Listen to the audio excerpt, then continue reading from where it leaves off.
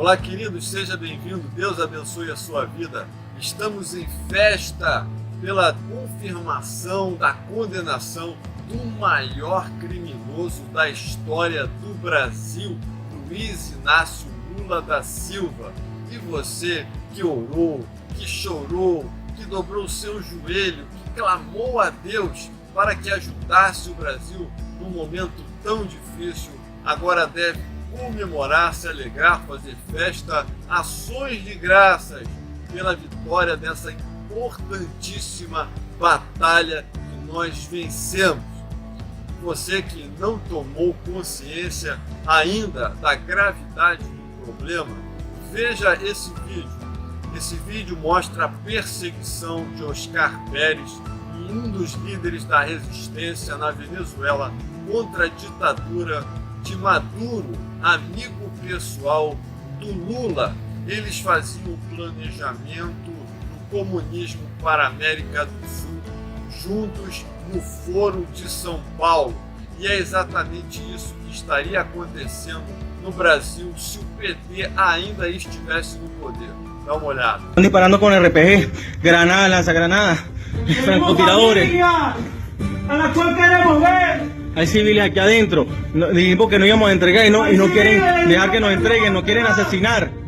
Disparan, nos están disparando.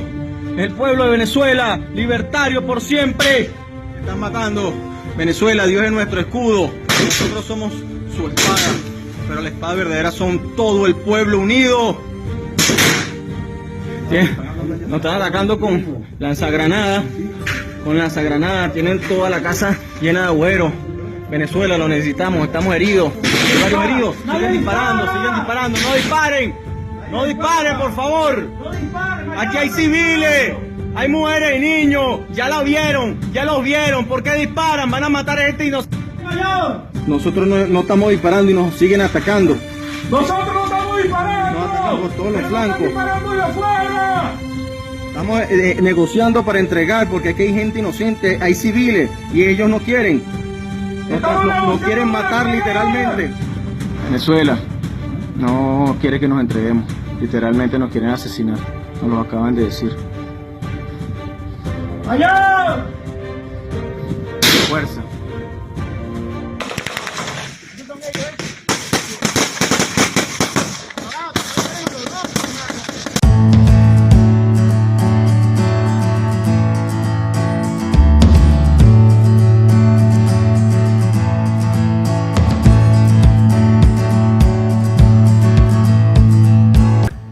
Então tá aí, pessoal. É isso que estaria acontecendo no Brasil se o PT ainda estivesse no poder. E muita gente ainda não acordou. Veja o que diz as Sagradas Escrituras. No livro de Provérbios, no capítulo 29, verso 16. Quando os ímpios se multiplicam, multiplicam-se as transgressões, mas os justos verão a sua queda. E vimos mesmo. Já quebrantou o Senhor o bastão dos ímpios e o cetro dos dominadores. Isaías 45, verso 5. No bem dos justos exulta a cidade, e perecendo os ímpios, há júbilo. Veja que a Bíblia não é alienada nas questões políticas. Infelizmente, muitos amigos pastores eu vejo ainda completamente alienados quanto às questões políticas, como se as suas ovelhas não fizessem parte do povo, como se já estivessem todos no céu. Deus ama a Venezuela e a Coreia do Norte, mas lá já foi implantada uma ditadura porque não houve resistência. Se no Brasil ainda não é assim, é porque homens e mulheres têm lutado contra a escravidão. E você? Alguns líderes cristãos precisam entender que o comunismo não é apenas uma ideologia política, é muito mais do que isso. O comunismo, na verdade, é uma religião político-messiânica que precisa ser estudada nos cursos de teologia na cadeira de seitas e heresias. Eu, por exemplo, estudei os Mormons, fiz trabalho de pesquisa sobre eles e não achei um Mormon para evangelizar nos últimos 20 anos. Mas comunistas influenciados pelo comunismo Eu me deparo com eles sempre. Isso é um problema grave dos cursos de teologia que precisam ser atualizados. Uma das estratégias dos comunistas é divulgar a ideia de que o comunismo acabou e teria acabado com a queda do Muro de Berlim e que a China e a Rússia não são comunistas. Isso é mentira.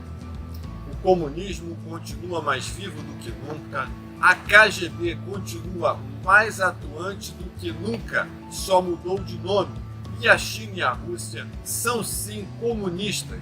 O que houve apenas foi a adequação do comunismo ao sistema de mercado. Isso porque comunistas não sabem administrar a economia e, com as experiências comunistas da União Soviética, eles descobriram que precisavam dos grandes empresários. Afinal, comunista não sabe gerar riqueza, só sabe recolher impostos. O comunismo / socialismo e o Islã patrocinam atualmente todas as ditaduras e governos totalitários no planeta, onde não há liberdade, e ainda fazem isso descaradamente através da ONU. Veja o que diz a profecia de Apocalipse, no capítulo 13, verso 16.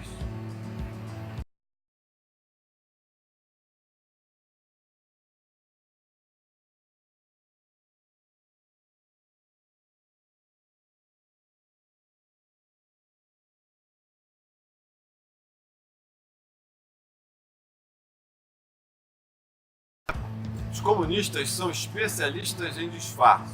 Eles falam sempre em democracia, apesar de quererem implantar uma ditadura. Eles falam em desarmamento, em liberação das drogas, liberação do aborto. Eles falam em movimento gay, LGBT, liberação sexual, na defesa das minorias. Eles promovem a todo tempo o choque de classes, patrões contra empregados, homens contra mulheres, brancos contra negros e assim por diante. Comunismo e corrupção andam de mãos dadas. Por quê? Porque o comunismo não produz riqueza. Ele se aproveita, ele explora os empresários. Mas ele não precisa de todos os empresários. Por isso ele seleciona os grandes empresários. Veja se não foi exatamente o que aconteceu e o que fez o governo do PT no Brasil. Ele se aliou aos grandes empresários e aniquilou os pequenos empresários com uma carga tributária insuportável. A corrupção está na alma do comunismo. Muita gente diz assim: os nossos políticos não têm ideologia, eles só querem dinheiro. Na verdade, gente, tanto faz você ser um comunista de carteirinha e usar a camisa do Che Guevara, ou você simplesmente se comportar como se fosse. Tanto faz, o resultado é o mesmo. O professor Olavo de Carvalho comenta sobre o auxílio da KGB, o antigo serviço secreto da União Soviética, na formação do primeiro partido brasileiro pós-governo militar, o MDB. Vale a pena você dar uma conferida depois e uma pesquisada aí na rede. E por que a maioria dos partidos políticos no Brasil são comunistas? Porque eles são criados, patrocinados e doutrinados pelas organizações internacionais comunistas, que sabem muito bem a importância de se eleger um vereador, um deputado, um senador e muito mais um presidente da República. Infelizmente, os brasileiros ainda não tomaram consciência disso. Basta a gente olhar para a ONU e veremos a ONU dividida entre comunistas e muçulmanos na disputa do poder global. E Deus ensinou a Israel, desde o início, a ser um povo nacionalista e patriota, aprendendo a valorizar a sua cultura, seus símbolos, sua bandeira, a sua língua, suas fronteiras e a lutar contra toda a dominação dos invasores. Se Israel não tivesse aprendido, eles não existiriam mais, já teriam sido destruídos há muito tempo. Israel não só aprendeu, como também ensinou ao mundo, e é um exemplo para o Brasil. Israel é uma democracia verdadeira e forte, que prevalece cercada de inimigos, todos ditadores. Verás que um filho teu não foge à luta. Obrigado pela sua atenção. Até o próximo, se Deus quiser.